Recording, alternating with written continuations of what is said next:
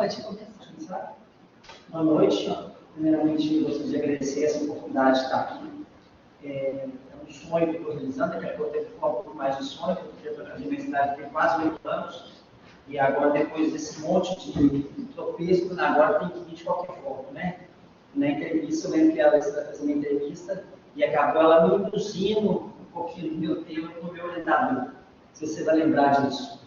Meu nome é Marcelo Alves Ribeiro, sou mestrando da Faculdade de Ciência Médica pela FEU. O meu orientador é o Dr. Augusto Scalabrini, e eu tenho, junto com ele, feito uma escalada de conhecimentos que eu não imaginava que eu tinha que subir degrau por degrau, que a gente fez isso sempre, e na ponta desse degrau, o que eu queria alcançar mesmo era o ápice de chegar no céu, né? E no céu, propriamente dito, está aqui nas ciências médicas.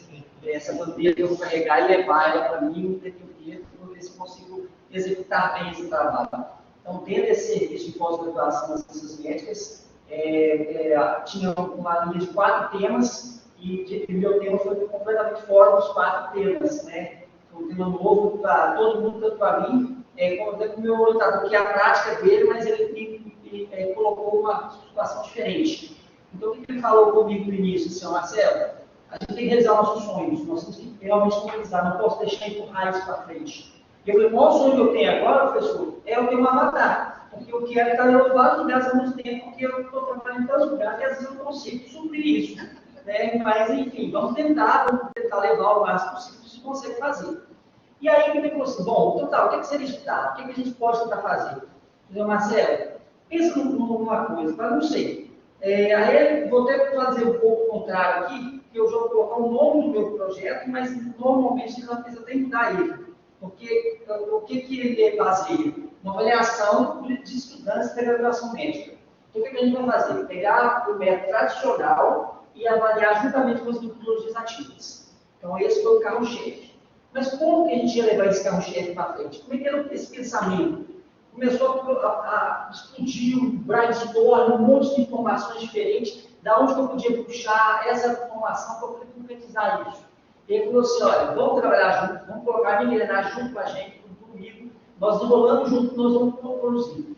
Então, professor, mas assim, estou muito zerado, estou engatinhando, eu não sei, vamos pensar, vamos engrenar junto, vai dar certo, vamos concretizar isso.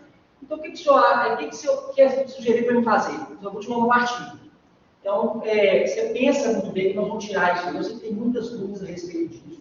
Ela vai desenrolando e aí a luz vai surgir no final. Então, qual vai ser a luz final? Então, você já ouviu falar no EPAs? Não. EPAs, o que é isso? É um estudo Professional Activities, que seria atividades profissionais confiáveis. Por isso que eu falei que está para casa com coberto lá para o doutorado, não sei. Enfim, então ele me deu o artigo, estava lá o artigo falando como que esse artigo poderia ajudar na formação do estudante em geral para a área médica, tanto ao nível do acadêmico como ao nível do residente. E isso a gente começou a pensar, bom, tá bom, eu começo o mestrado. Aí o que eu vou fazer nesse mestrado agora aqui? Não sei, tem um tanto de matéria que eu tenho que fazer, eu tenho que fazer o que eu posso fazer. Eu tenho que fazer 20 créditos, já sei, vou pegar toda essa metodologia agora para ver qual é o meu caminho, porque eu não sei, não, eu vou precisar disso. E aí, dentro da metodologia científica mesmo, a professora Amanda deu um susto danado na gente, do primeiro slide que ela colocou que para a gente ser uma pessoa bem atualizada, nós estamos atualizando a partir por dia. Aí você acaba assim, não é bem assim, a gente tem que analisar e usar as plataformas corretas, né? Porque muitas vezes a pessoa mesmo começa fazendo Google, e aí o carro às vezes tem inclinando para isso, mas a gente tem plataformas melhores para poder fazer esse estudo. E aí eu parti buscando artigos, saí caçando de todas essas partes. Eu cheguei a ler nesses 2 meses quase 150 artigos, e aí minha cabeça ficou mais explodindo ainda, onde eu ia puxar mesmo. Por isso que a ideia tem mudado ao longo do projeto. Tanto é que eu escrevi muita coisa do meu projeto aí, que vai ser uma coisa de retalho. Tem um monte de coisa puxadinha assim, que eu fui puxando de um lugar para o outro, para depois tentar conduzir esse projeto de uma forma um pouco melhor, para eu ter uma metodologia melhor, porque senão eu realmente ia ficar perdido na situação. E aí, ao longo disso, a gente falou assim, tá, professor, o que eu tenho que fazer? Então, pega a sua base e tenta iniciar, como é que você vai realizar esse trabalho. Bom, Primeira coisa, qual que é a pergunta que eu tenho que defender? Essa pergunta ainda para mim está duvidosa. Eu ainda não consigo desenvolver ela, e ele falou que eu tenho que dar um jeito de desenvolver ela pelo menos até esse segundo semestre para a gente dar o carro-chefe, senão eu não vou conseguir buscar as informações relevantes. Porque, como eu disse, muita informação, muitos artigos, muita coisa falando a respeito, e eu tenho que dar um jeito de finalizar. Porque senão eu não vou conseguir me avaliar criticamente, eu não vou conseguir conduzir isso, e aí eu vou prejudicar os meus pares. Porque eu vou ter que envolver tanto o meu orientador, como as pessoas que vão participar desse projeto, os alunos, no caso, que a gente vai falar daqui a pouco, e aí eu tenho que dar um jeito de buscar isso mais. E dentro da metodologia científica, uma coisa que eu não sabia que existia, e aí foi colocado como aula para a gente, que era essa questão do picos. Né? Eu coloco o meu carro-chefe, então eu vou saber qual é a minha população, como é que eu intervir isso, como conhecer essa população, o resultado do tipo de estudo. Então, bom, a priori seria o quê? A minha população seriam os meus alunos da graduação aqui na Faculdade de Medicina. Então, eu ia alencar um grupo de alunos, até meu orientador falou que era para a gente ir uma coisa mais avançada, até pegar tipo um BLS, que é um curso de primeiros socorros que a gente faz com pessoas leigas, e pegar os instrutores para isso. Nós já mudamos isso um pouquinho. Mas eu vou ter que usar no parte do I as EPAs mesmo, que é essa condução ativa em cima, para ver se a gente consegue ter esse resultado. E comparando, realmente, o ensino tradicional de ficar parado aqui na frente dando aula, como andando, caminhando, pegando na mão, mostrando como é que é a metodologia ativa, como é nesses cursos de imersão que a gente faz, ou na própria simulação realista que a gente trabalha dentro do LabSim. No LabSim a gente tem mais ou menos 75 tipos de simulações que a gente pode fazer na vida. Então, aí, uma das coisas que está encaixada aqui no trabalho é isso também, falando da participação do grupo do LabSim, para a gente conseguir conduzir isso. Porque eu só vou fazer o meu resultado efetivo se eu conseguir provar que esse ensino realmente é qualificado e o meu aluno vai ter na frente. Exemplo, eu comecei como professor da faculdade no ciclo básico, então eu dava aula de habilidades, que foi a primeira turma dos PH, que é a de habilidades, que é o que a gente também fala a respeito das EPAs. E aí os alunos, uma das coisas que eu dava era a memorização de coisas pacientes. Como é que você coloca o carro, como é que você coloca a posicionamento, como é que você vai colocar um nível diferente. Peguei eles agora no 10º período, no estágio de urgência. Não sabem colocar os carros. Então, o que falhou lá atrás, o que nós precisamos melhorar para saber se isso vai dar um sentido para a gente comparar. Será que realmente ele é vantagem mesmo? Então, eu tenho que dar um jeito de provar isso. Né? É um tipo de estudo prospectivo, que ainda fica na tudo da análise também é um estudo longitudinal, mas como vou trabalhar com treinamentos tanto dos acadêmicos como dos professores, então por isso que a gente age no prospectivo, aí depois vocês vão me ajudar a saber se realmente é ou não prospectivo.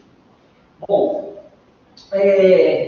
eu sei que eu já estou falando demais, meu tempo está curto, né? Tem que acelerar um pouquinho aqui, senão nós vamos perder a nossa dificuldade aqui. Mas, basicamente, o que é esse estudo? Passando na andragogia, que é aquela questão da educação não voltada numa linha de frente para todos, mas eu participando de um ciclo de ida e volta, pegando experiência daquele meu aluno, que ele traz para a unidade de bagagem a respeito disso. Isso até quem o Aldo Knowles, na década de 70, que começou a conversar sobre esse assunto. Né?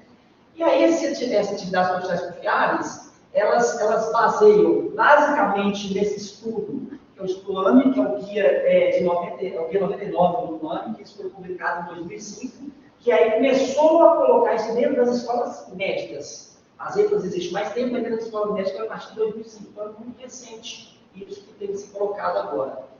Essa atividade, ela é uma atividade que ela é confinada aos estudantes sob uma supervisão.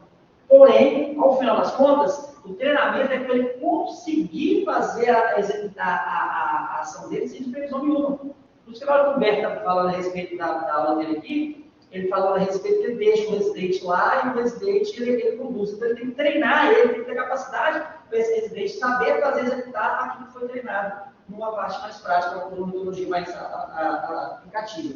Para isso, eu tenho que ter conhecimento, eu tenho que ter os skills, tenho que ter habilidade para isso, eu tenho que fazer uma forma de treinar essa habilidade desses alunos. Muitas dessas EPAs são feitas com residentes, grandes estudos que a gente comecei a ver aqui no Brasil, tanto no Nordeste, São Paulo, tem sido feito com residentes, poucos com alunos da graduação, e com as atividades que nós vamos propor para eles, para que eles possam se qualificar cada vez mais, para a gente conseguir concluir isso aí. Mas assim, o que é, por quê e como? Os ECAs, basicamente, eles são essa atividade confiável, de prática confiável, na qual eu tenho que realmente fazer uma condensação, um abraço para poder colocar a prática de um treinamento de simulação ativa, para que no futuro ele possa executar isso de uma forma mais adequada. E isso, as EPAs, são divididas, ou são formadas, ou são moduladas através desses milestones. O que é esses milestones? São competências. O que são essas competências? Qual o trabalho que eu tenho que determinar a ser feito? Os estudantes devem demonstrar que nós podemos confiar nele para executar essa ferramenta. Como os estudantes devem estar preparados para atender esses requisitos? Eu tenho que limitar, eu tenho que determinar isso para que na hora que ele for fazer a ação, eu não fique dependendo da minha supervisão, da minha consultoria, digamos assim. E como depois nós vamos ampliar esses comandos, ou esse tempo desse pessoal que tem essa habilidade desse trabalho. O objetivo principal é esse, até com o texto que eu fiz aí, que eu falei no chat, tem um objetivo específico, esse objetivo específico nós vamos ter que mudar ele, que a gente achou que não encaixou muito bem, mas é avaliar a competência realmente médica junto do ensino tradicional, comparando realmente com as EPAs. Só para eu exemplificar aqui embaixo, aqui, né, só para lembrar aqui que hoje, na primeira faculdade, a gente já faz simulação realista e nós fazemos prova óssea. A prova óssea é um tipo de EPA. E hoje, nas ciências médicas, a gente faz a óssea do primeiro ao 12º período. Em outras faculdades, a gente começa a pegar só a parte do ciclo clínico ou mesmo o ciclo do internato. Só que aqui, eu até estava conversando lá no ABC, que eu estava querendo propor, porque você precisa determinar um nível. 5 questões para todo mundo. O primeiro período é 5 questões, e o segundo é 5 questões. E eu falei que isso é um gradativo. O que eu tenho lido, o que eu fui ver, é que você começa com, por exemplo, na prova óssea mesmo, assim, com 2 questões, esse caso que eu desenvolvi. Quando ele chegar no 12º, ele vai saber fazer mais casos e mais autonomia para ele acabar tendo esse resultado melhor nesse objetivo estruturado. A metodologia ficou um pouco solta, então hoje eu estou no super, hiper, mega, max puxão de orelha do meu orientador, porque teve uma falha no envio do projeto, e aí acabou enviando depois que o projeto foi para vocês, então ele falou assim, tem que passar tempo por mim, enfim, então você apaga isso aí, vamos ver o seguinte, nós vamos definir primeiro o que é o estudo mesmo, o número X de alunos, como que a gente vai fazer essa análise? Além disso, como que nós vamos analisar nessa parte?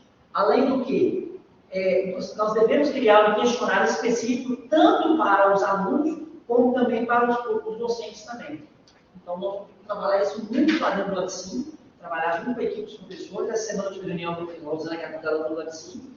Ela acaba que acho que ela vai ser uma coordenadora orientadora do meu projeto. E aí ela já até me passou a lista dos professores, já começou a me escrever os textos dos professores, para saber como é que os professores vão poder agilizar isso aí. Aí vamos partir para o treinamento desse corpo docente, para que a gente possa analisar isso um pouco melhor. O cronograma está aqui, né? Eu fiz algumas alterações no cronograma, né? Porque a escolha do tema, você enviar isso foi aqui em janeiro mesmo, né? Eu estava conversando na época com o professor Flávio de Férias, ele acabou mandando isso para mim lá. Começamos a fazer o evento bibliográfico, então, assim, todos esses artigos que eu li estão uma confusão na minha cabeça, que eu já tenho que organizar um pouquinho melhor. Essa elaboração do projeto que nós estamos fazendo aqui agora, a apresentação do projeto hoje. E aí, daqui baixinho agora, vamos ver como é que vamos desenvolver o restante desse tema, né? As evidências básicas bibliográficas são essas que eu coloquei até no texto mesmo, foi onde eu consegui rever mais coisas a respeito, mas ali eu já tenho quase, como eu falei, quase uns 100, 150 artigos que eu consegui separar para isso, né? Eu quero agradecer. Muito obrigado.